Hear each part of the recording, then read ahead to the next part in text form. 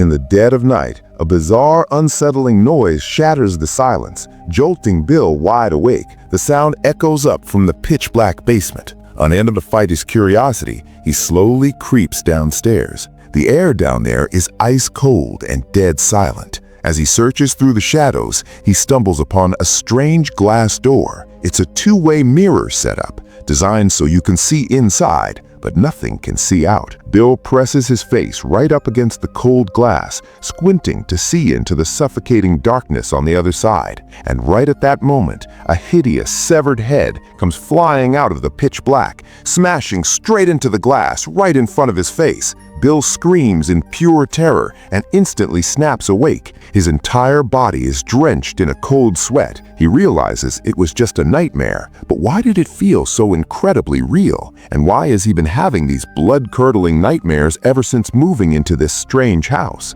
There is a terrifying, dark history hidden within these walls. Let's find out exactly what happened. The story kicks off in 1987 in a quiet town in Connecticut. We're introduced to our main character, Kate, a mother who is currently going through the darkest chapter of her life. Her teenage son, Bill, has recently been diagnosed with bone cancer. The aggressive chemotherapy treatments have left his body entirely broken down. He is so weak that he can barely walk on his own. On top of the emotional nightmare, the staggering medical bills are pushing their ordinary working-class family to the absolute brink of financial ruin. Because they live out in the country, Kate has to drive Bill a long distance to the city hospital every few days for his treatments. The long, bumpy car rides are pure agony for Bill, causing him to vomit violently and constantly, which only makes his deteriorating physical condition even worse. Unable to watch her son suffer through these grueling road trips anymore,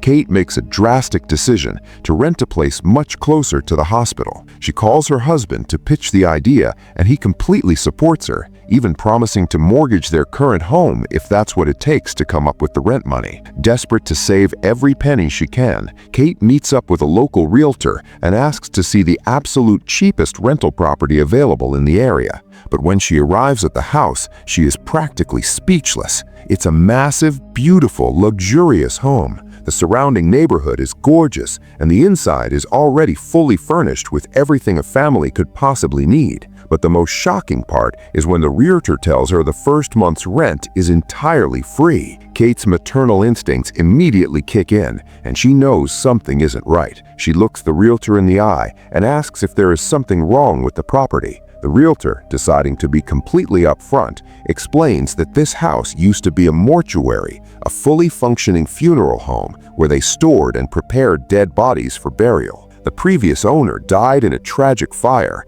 and after that, the building was renovated and converted into a standard residential home. But because it used to hold corpses, local superstitions have kept everyone away. Nobody wants to rent it, which is exactly why the price is practically a giveaway. Hearing this, Kate is completely freaked out and immediately refuses to sign the lease. However, on the drive back home, Bill starts violently throwing up in the car again. Seeing her son in such unbearable, agonizing pain shatters Kate's heart. In that moment of pure desperation, she realizes that there is absolutely nothing in this world scarier than poverty and watching your child suffer. She rationalizes that it's just a place that used to hold dead bodies. What harm could it really do? With her mind made up, she turns the car right back around, heads straight to the house, and signs the lease on the spot. Just like that, Kate and Bill move in. But the nightmare begins on their very first night. After hearing a noise coming from the basement, Bill goes downstairs and experiences that terrifying nightmare with the glass door. The following morning, Kate decides to deep clean the entire house before her husband and the rest of the kids arrive later that day. While scrubbing down one of the spare rooms, she opens an old dusty drawer and pulls out a stack of vintage photographs and picture frames. When she looks closer, her blood runs cold. They are post-mortem photographs, pictures of the dead bodies that were kept in this very mortuary during their funerals. Disgusted and thoroughly creeped out, Kate immediately throws every single photo into the trash. Meanwhile, she tells Bill to pick out whichever bedroom he wants. To her absolute shock, Bill chooses the dark, eerie basement. When Kate asks why on earth he would want to sleep down there, Bill explains that the space actually feels strangely familiar to him. He says there's a weird sense of peace down there, and more practically, it has its own private bathroom. This way, when the nausea hits and he needs to throw up in the middle of the night,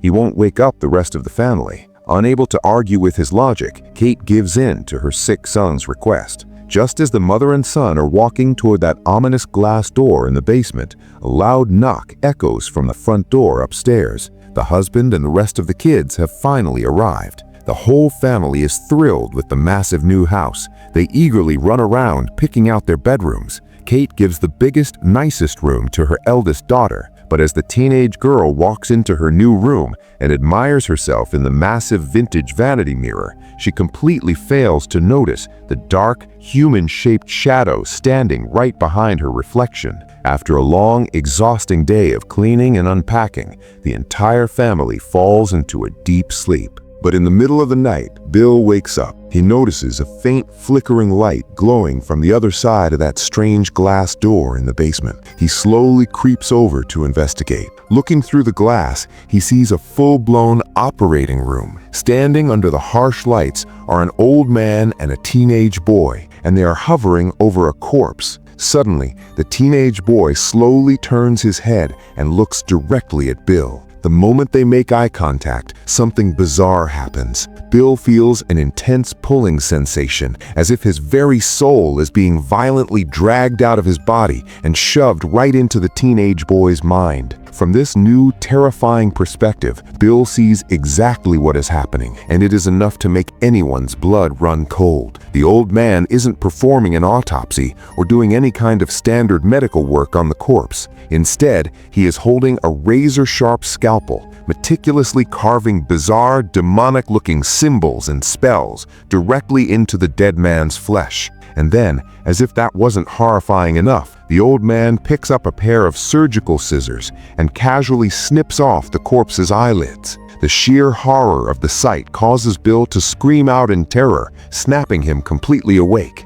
The dream felt so incredibly vivid and real that Bill is absolutely convinced it wasn't a nightmare at all. It felt like a memory, someone else's memory. But how did a dead stranger's memory get implanted into his brain? The very next morning, Bill's younger brother wanders down into the basement looking for him. Finding the glass door wide open, he casually walks inside. He quickly realizes he has just walked into an actual, fully equipped morgue and embalming room. The shelves are lined with creepy medical instruments, rusty surgical tools, and rows of mysterious chemical bottles. Bill is just standing quietly in the corner of the room, staring at the old equipment. Wanting to spook his little brother, Bill casually mentions that the heavy metal operating table actually spins. The younger brother, completely fascinated, immediately jumps up and lies down on the table. Bill starts to spin it, but as the table turns faster and faster, Bill's vision suddenly starts to blur. The room around him fades away, and those terrifying old memories forcefully hijack his mind again. In his mind's eye, he is transported back in time,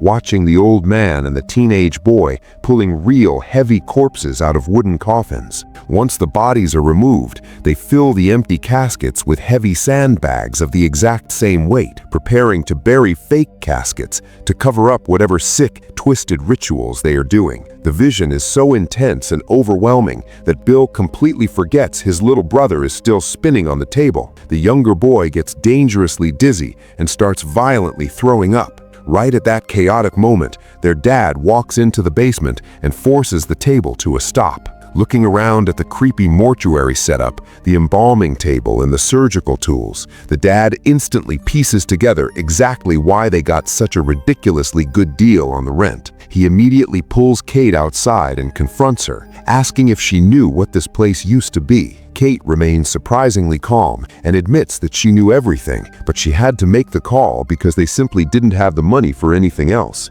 When the dad hears that their first month is completely rent-free, he lets out a heavy sigh of defeat and reluctantly accepts their grim reality. Later that evening, the family is sitting together around the dinner table. The dad tells everyone that despite the creepy history of the house, they should thank God for providing them with such a cheap place to live during their time of need. They all hold hands and close their eyes to pray. But the second Bill closes his eyes, he slips right back into another hypnotic trance. This time, he sees a dark, eerie seance taking place. A group of people are gathered around a table, desperately trying to contact the dead. And the person leading the ritual, the one channeling the spirits, is none other than the same teenage boy from his previous visions. This boy was acting as a psychic medium, intentionally allowing the spirits of the dead to possess his physical body so they could communicate with their grieving relatives. Caught deep in this terrifying vision, Bill suddenly lets out a bizarre guttural noise right at the dinner table, scaring the living daylights out of his family. He snaps out of it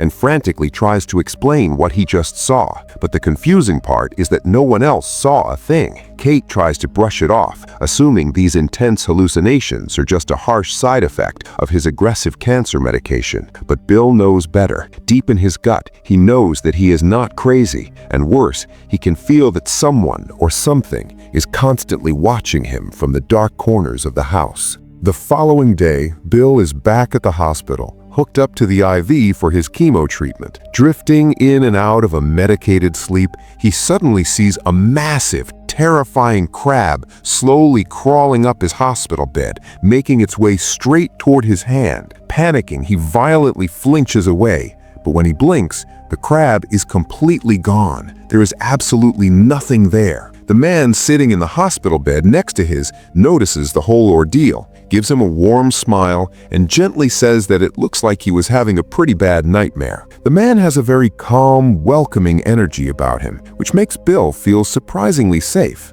Desperate to talk to someone who won't just blame his medication, Bill opens up and tells the man everything. He explains all the bizarre, terrifying things he's been seeing and feeling ever since his family moved into that old funeral home. The man listens intently, taking every word seriously. Without missing a beat, he reaches over and hands Bill a business card. It turns out this soft-spoken man is actually a highly respected local priest. He looks Bill straight in the eye and tells him that if things get worse, or if he ever finds himself in real danger, to call that number immediately. Later that week, Kate has to run out for some errands, leaving Bill and his older sister in charge of the younger siblings. To pass the time, the kids start playing hide and seek. The little brother finds what he thinks is the perfect hiding spot inside a large, heavy metal chamber in the basement, completely unaware that it's actually the crematory oven used for incinerating dead bodies.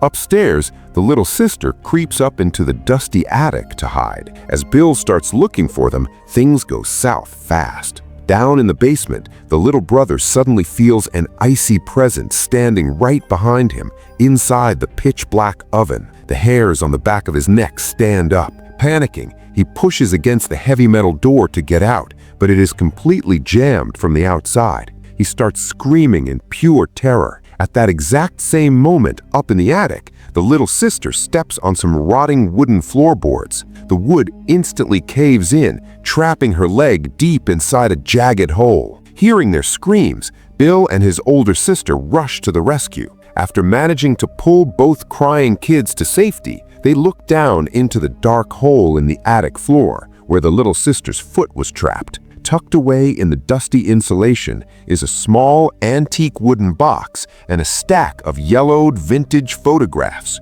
When they pop the lid off the box, their jaws drop. Inside are rows and rows of human eyelids, dried up and hardened like old leather. Bill's stomach drops. He instantly knows these are the exact same eyelids he saw the old man snipping off in his nightmare. They flip through the old photos and find a chilling picture of that same teenage boy from Bill's visions. In the photo, a bizarre, thick, smoke-like liquid is pouring directly out of the boy's mouth. Bill tells his sister everything about his horrifying dreams, and they both realize they aren't just dealing with a creepy old house. They are dealing with something deeply demonic. Determined to figure out what the hell is going on, the older sister heads straight to the town library. Digging through decades-old newspaper clippings and public records, she uncovers a spine-chilling history. The original owner of the mortuary was a man named Eichmann, and the teenage boy in the photos,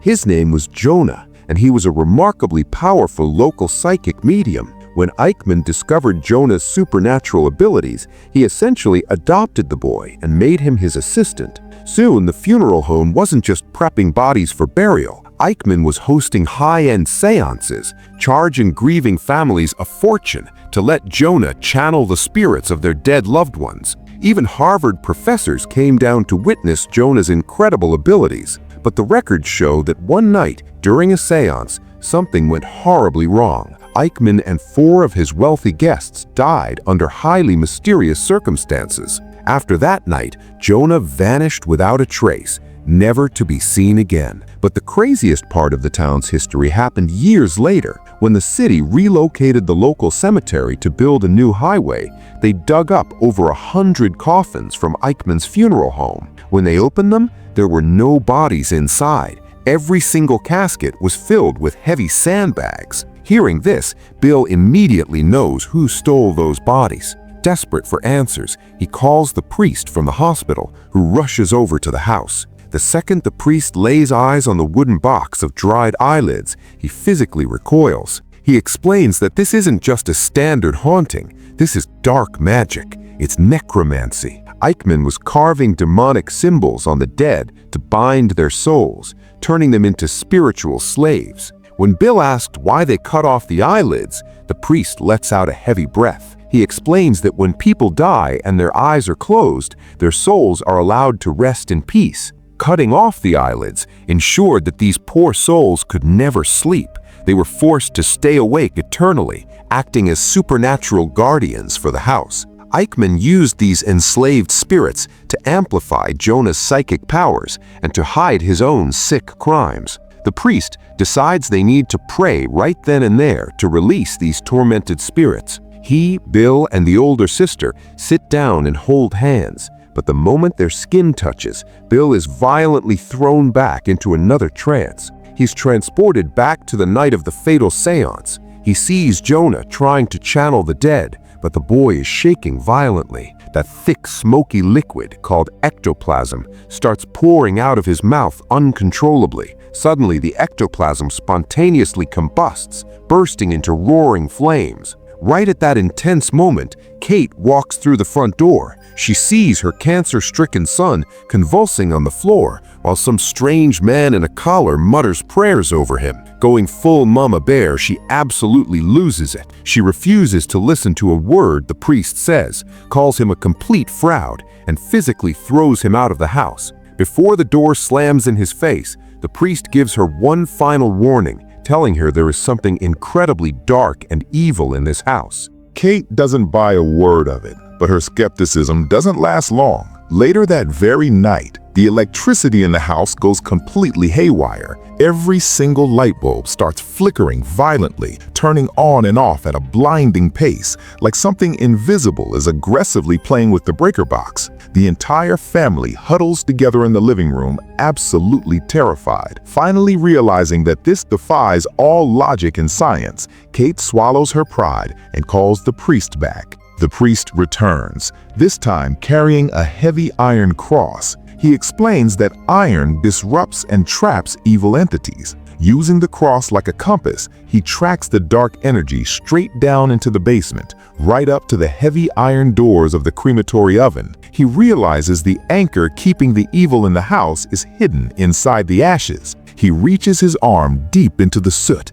and the second he does, the entire house starts shaking like a massive earthquake. Doors slam violently as the entity fights back, desperately trying to keep him out. Pushing through the supernatural force, the priest digs into the ashes and pulls out a charred human bone. He immediately runs out of the house with it. The second he crosses the property line, the house goes completely dead silent. Everything feels peaceful. They think it's over. They think they've won, but the real nightmare has just begun. In the middle of the night, Bill wakes up screaming in excruciating pain. Kate rushes in to find him covered in blood, invisible blades carving those same demonic symbols deep into his flesh. His vitals are crashing, and he is immediately rushed to the hospital in an ambulance. Meanwhile, the priest is driving down a dark road with the charred bones sitting in the passenger seat. He glances in his rearview mirror and slams on the brakes. Sitting in the back seat is a horrifically burned corpse. The priest locks eyes with the charred spirit and is instantly pulled into a violent vision. At the exact same time, in his hospital bed, Bill is pulled into the very same vision. They finally see the rest of what happened that night. After the ectoplasm caught fire, the flames quickly spread, burning the wealthy guests alive. Aikman was engulfed in flames too. Jonah, crying and terrified, swore it was an accident, but Aikman didn't believe him. With his dying breath, Aikman used his dark necromancy one last time, commanding the enslaved spirits of the house to kill Jonah. Jonah ran for his life, but the doors and windows slammed shut and locked themselves. The walls began to bleed as the angry spirits chased the boy down into the basement. They cornered him, forced him into the crematory oven, slammed the heavy metal door shut, and turned it on. Jonah was burned alive. The horrifying truth finally clicks for both Bill and the priest.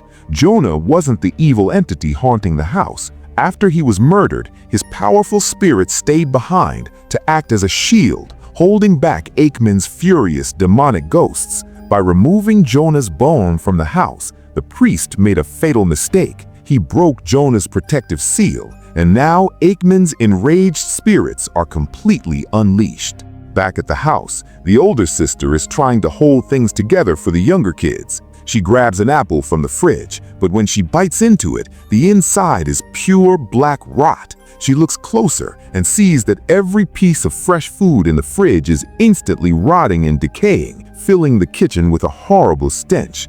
Desperate to wash the dread off her, she steps into the shower, but the plastic shower curtain suddenly wraps around her neck like a snake, brutally choking her. She barely manages to rip it off and escape with her life. Meanwhile, at the hospital, the doctors give Kate the most devastating news a mother could ever hear. Bill's cancer has aggressively mutated and spread to every single organ in his body. His systems are shutting down. He won't make it through the night. Kate breaks down in uncontrollable sobs, but when the doctors go back into Bill's room, it's completely empty. The window is shattered. A kid who was literally on his deathbed, barely able to walk hours ago, has somehow sprinted out of the hospital. Bill has run all the way back to the house. He knows exactly what he has to do. He grabs a massive heavy axe and starts swinging it like a madman, smashing huge holes into the plaster walls of the house. As the drywall crumbles, a terrifying, grotesque sight is revealed. Hidden inside the walls, packed tight between the wooden studs, are hundreds of dried, mummified corpses. These are the bodies Aikman stole from the coffins. Bill screams at his siblings to get out of the house. Once they're safe outside, he grabs cans of alcohol, pours it everywhere, and strikes a match. The house goes up in flames. Bill decides he is going to free these trapped souls once and for all, and with his body entirely consumed by cancer anyway, he decides to let the fire take him too. As the flames roar around him, the freed spirits materialize and surround him. They reach out and gently touch him. Just then, Kate bursts through the front door, sprinting straight into the blazing inferno. She finds Bill collapsed on the floor and throws her body over him to protect him. The massive wall of fire rushes towards them, but miraculously, the spirits stand like a physical shield, parting the flames so the mother and son are completely untouched. Firefighters finally breach the house and pull them both to safety. As Bill slips into unconsciousness, he has one final vision. He sees Jonah standing in the light, smiling at him. Jonah gives him a gentle push, sending his soul right back into the living world. When Bill finally opens his eyes in the hospital, the doctors are completely dumbfounded. They run test after test, but the results are impossible. Every single cancer cell in Bill's body is entirely gone. Before the spirits crossed over, they took the deadly disease with them as a final parting gift for the boy who set them free. The story ends here, but the creeping dread will stick with you for a long time. This movie is called The Haunting in Connecticut, and it is based on a terrifying true story. While it might not have the highest ratings on IMDb, when it comes to psychological horror and pure, suffocating suspense, this film is an absolute masterpiece. It doesn't just rely on cheap jump scares to terrify you. Instead, it taps into a deeper psychological fear, exploring the existence of the afterlife and the horrifying reality of fighting in invisible darkness. It keeps you glued to the screen because the suspense is layered perfectly, constantly keeping you guessing what is going to happen next. If this story gave you chills, do me a favor, hit that like button and subscribe to the channel. Because if you're addicted to terrifying true horror stories, you're gonna want to be here for the next one. I will see you in the next video with a brand new mystery.